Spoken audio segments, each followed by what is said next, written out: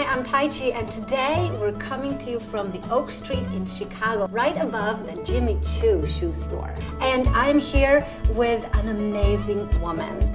Today's topic is beauty. A few months ago, I was with my 8-year-old Blaze at an event for which I put my makeup on, of course.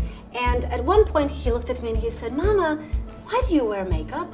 And I said, "Well, because I like to look beautiful." And he said, "But who told you that you were ugly without makeup?"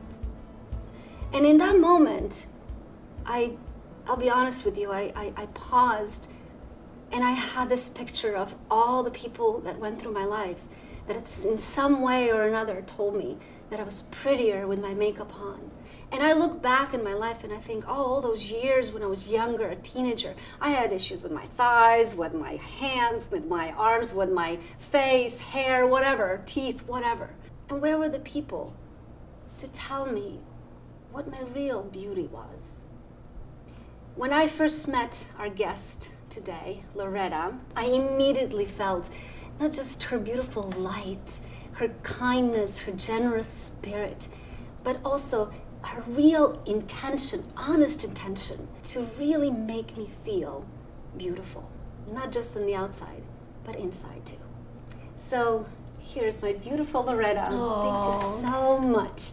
Thank you for having me. It's a pleasure. Ever since I thought up about this show, you were like one of the first people that I wanted to interview because I really wanted to bring to my viewers your story and your work that you do today. Oh, thank you so much. I have to say is that I think it's also, your story is amazing, and I really believe that natural beauty, inner beauty and outer beauty, but natural beauty is what it's all about.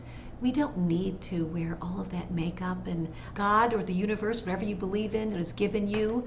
I think we need to just highlight those assets. If you're going to apply makeup, just highlight them and just be you. I grew up in Europe, and right at the time that I was a teenager, you were in Italian Vogue, and you were modeling right next to Cindy Crawford and Iman and all those. I mean, you are the models that I looked up to.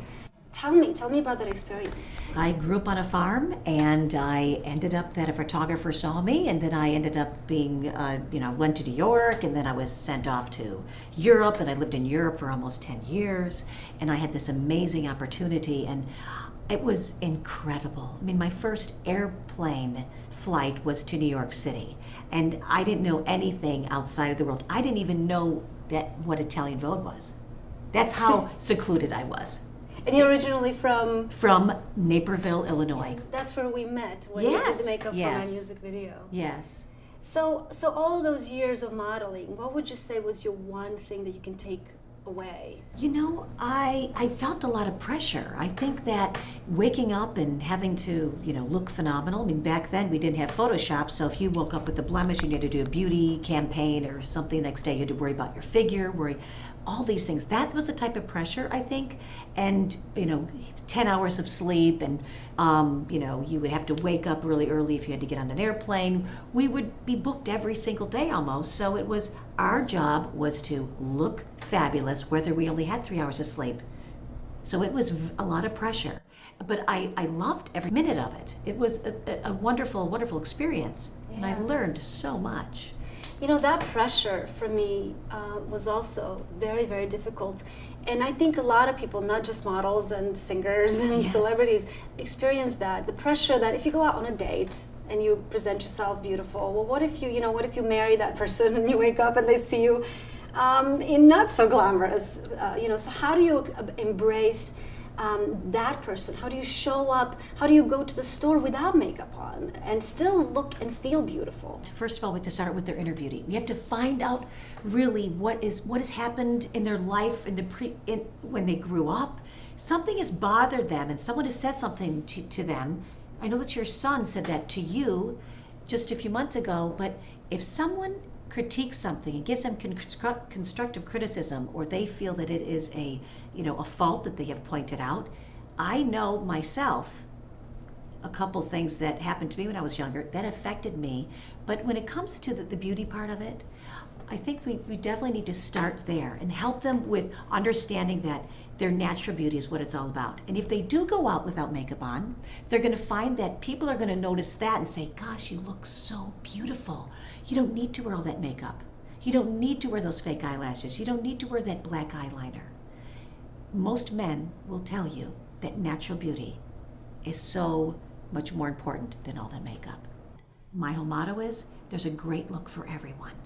Oh, that's A beautiful. natural, Yes. beautiful look. But again, inner beauty first. We have to figure out that, and then we can work on the outer beauty. But they already have that naturally anyway. Yes. Everyone does. Yes, I actually, Everyone I does. really believe that everyone is created beautiful and perfect. So we tell our daughters or even our sons, oh, when they all dress up, you look so beautiful. We don't usually tell them, oh, you're so beautiful when they, show up with their hair messy and maybe food stains on you. We don't, I feel that as a culture, we don't compliment that natural beauty, that inner beauty enough, especially with our girls. You are so right. And the first thing is that specifically with teens, we're going to hear about the faults first before the assets. So when they come to work with me, I will tell them their assets. And you know something? If they tell me what they think that they have a fault, which it's usually nothing. They're just concerned about something that maybe someone made a remark when they were very young, and has it affected them? I had one young lady, she was affected by, someone told her she had large earlobes. And she has to wear earrings in her ears every single day because that it bothers her. And she's the most incredibly beautiful woman, and she has the littlest ears ever. So I think it all goes back to, little remarks. So I think we need to be really careful, be very much more sensitive to these young, beautiful women. But there is a mixed message. There's a lot of people that say, and I've encountered that on my own path, we're really not good. We're sinners, we're broken, especially if you've made mistakes in your life. To accept, how can you say, well, I have this inner beauty when my environment is telling me that I made so many bad choices and that I am this and this and that, or I judge myself. I was in a very bad place, and a man said, he was literally almost like a half a block away, and he passed me up, and then he turned around and he goes, I just want you to say you look beautiful today. And it was a very, very hard time in my life. Made my day. Sorry. Oh, such little moments that I'm can here do because so of that much. man who said that to me. Wow. Mm-hmm. So that's how I try to give that back. Well, thank you so So much. welcome, thank you. Every day is so wonderful that suddenly it's hard to breathe. Now and then I get insecure from all the pain. I'm so ashamed, but I am beautiful in every single way. Words can't bring me down. I am beautiful no matter what they say. Words can't bring me down. So don't you bring me down today. To all your friends, you're delirious, so consumed in all you're doing,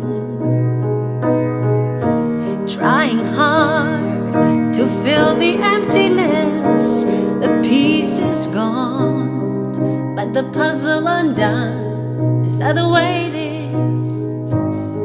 But you are beautiful no matter what they say. Words can't bring you down. You are beautiful in every single way.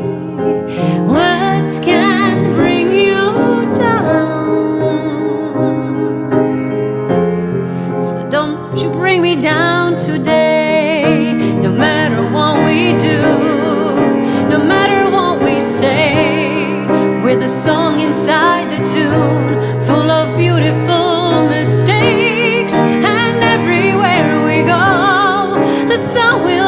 shine. Tomorrow we might awake on the other side.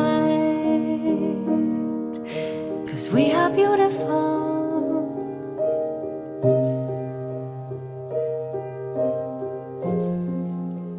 No matter what they say.